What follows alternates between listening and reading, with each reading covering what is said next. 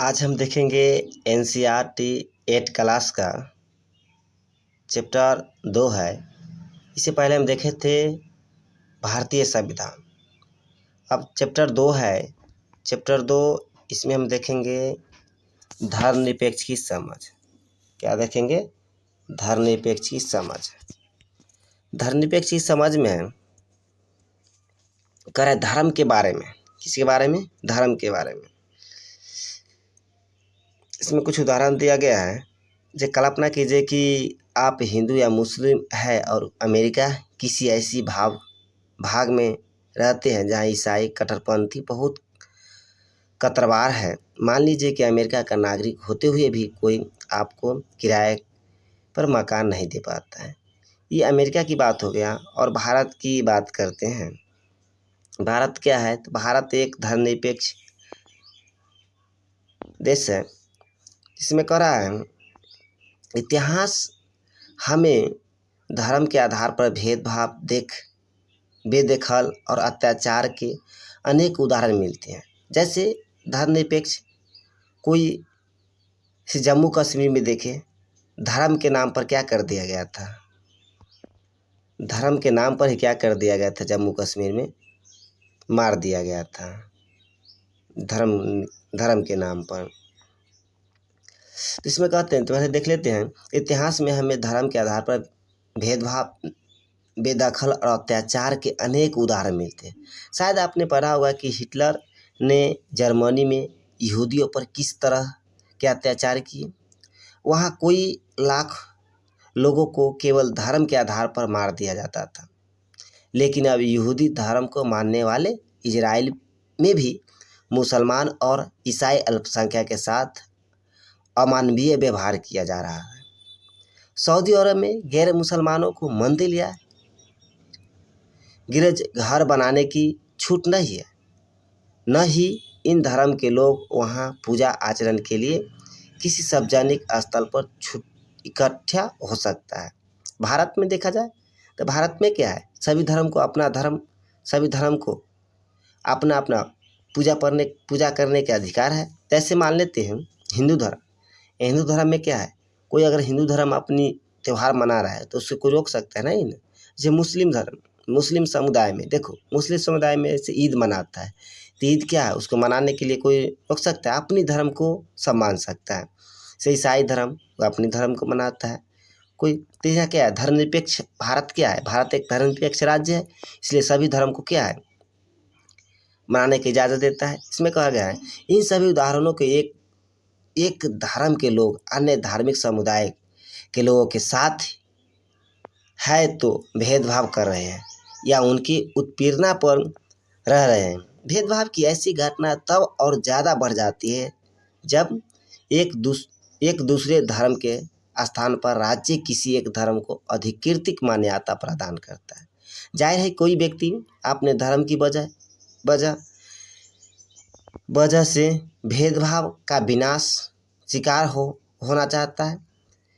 किसी दूसरे अधिकार आधार पर किसी नागरिक के साथ भेदभाव कर सकता है।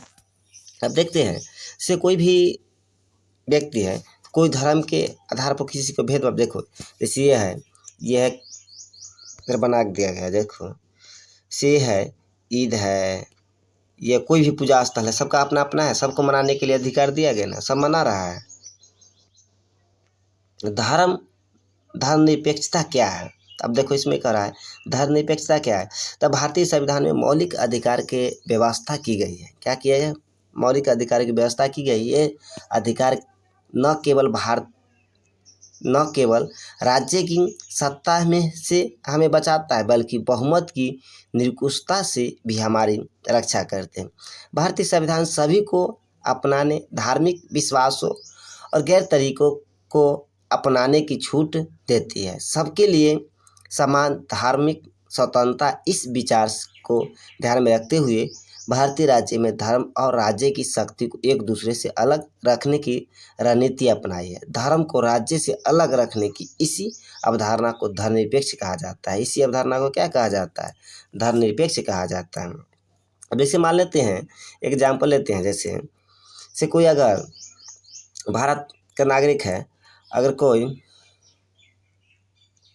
मान लेते हैं बिहार है, ठीक है, जैसे बिहार में अपनी उद्योग खोलना चाह रहा है, उद्योग खोलना है चाहना है, अगर यूपी के है तो क्या खोल सकता है कि ना खोल सकता है? खोल सकता है, खोल सकता है, क्योंकि भारत की कोई भी व्यक्ति हो, भारत का नागरिक है तो खोल सकता है। आगे है, धर्म को राज्य से अलग रखना महत्वपूर्ण क्यों है? क्या कह रहा है? धर्म को राज्य से अलग रखना महत्वपूर्ण क्यों है? जैसे कि पिछले चर्चा किए गए हैं कि धर्मनिरपेक्ष सबसे महत्वपूर्ण पहलू है। धर्म की राज्य सत्ता से अलग करना एक लोकतंत्र देश में यह बहुत जरूरी है। दुनिया के तकरीबन सारे देश में एक से ज़्यादा धर्म के लोग रहते हैं। जाहिर है हर देश में किसी एक धर्म के लोगों की संख्या ज़्यादा होगी। अब अगर बहुमत वाले धर्म के लोग राज्य सत्ता में पहुंच जाते हैं तो उनका समूह दूसरे धर्म के खिलाफ भेदभाव करने और उन्हें परेशान करने की इस सत्ता और राज्य के आर्थिक संसाधनों का इस्तेमाल कर सकता है। बहुमत की एक निरंकुशता के चलते धार्मिक अल्पसंख्यक के साथ भेदभाव हो सकता है, उनके साथ जोर जबरदस्ती हो सकता है। जैसे मान लेते हैं कोई भी स्टेट है, उसमें क्या है, एक ही भारत में पहले क्या है, भारत एक निरपेक्ष है। इसमें भारत में अनेक धर्म के लोग निवास करते हैं। ऐसे भारत में कहा जाए तो भारत में कितना 22 भाषा बोला जाता है, हिंदी, मराठी सब भाषा बोला जाता है। तो भारत में क्या, अगर राज्य में कोई राज्य को धर्म के आधार पर न बांटेगा तो इसमें हो सकता है कि कोई व्यक्ति को जहाँ कोई वर्ग या कोई भी कास्ट का जहाँ जनसंख्या ज़्यादा हो वहाँ क्या करता, वही सत्ता में हर बार रह जाता, उसी का सरकार हर बार क्या होता, जीतता। इसीलिए क्या है कि राज्य को धर्म के आधार पर बांट देता है। क्यों? क्योंकि अगर राज्य में है, जैसे मान लेते हैं बिहार में अगर हिंदुओं का खाली ज़्यादा जनसंख्या है और मुस्लिम समुदाय की कम जनसंख्या है, तो क्या अगर इस पर छोड़ दिया जाता, अगर राज्य के हिसाब से न बांटता तो क्या हर साल क्या होता, हिंदुए क्या होता, अपनी सरकार बनाता। तो इसीलिए राज्य के धर्म के आधार पर बांट देता है। क्योंकि अगर धर्म जैसे मान लेते हैं जैसे 5 साल कर देगा क्या, 5 साल कर मान लेते हैं, जैसे 5 साल कर दिया क्या, हिंदू धर्म के मान्यता दे देगा। मतलब 5 साल वोटिंग में क्या होगा, हिंदू ही धर्म क्या करेगा, इलेक्शन में खड़ा हो सकता है। पर सत्य कोई तो और 5 साल फिर क्या करेगा, 5 साल जैसे मुस्लिम समुदाय के लिए क्या समय दिया जाएगा। तो ये क्या होगा, इससे क्या होगा, तो अगर ऐसे छूट देता धर्म के आधार पर तो क्या होता, हर साल हिंदुओं ही क्या करता, अपनी सरकार बनाता। अब जैसे देखो छूट दिया गया है, तब क्या अगला साल 5 साल बाद अगर कोई चुनाव में खड़ा होगा तो मुस्लिम ही समुदाय खड़ा होगा और सभी को देना पड़ेगा। किसको वोटिंग देना पड़ेगा, मुस्लिम ही समुदाय को देना पड़ेगा। तो इसी के बारे में बताया गया है। अब आगे थोड़ा देखते हैं इसमें क्या कह रहा है।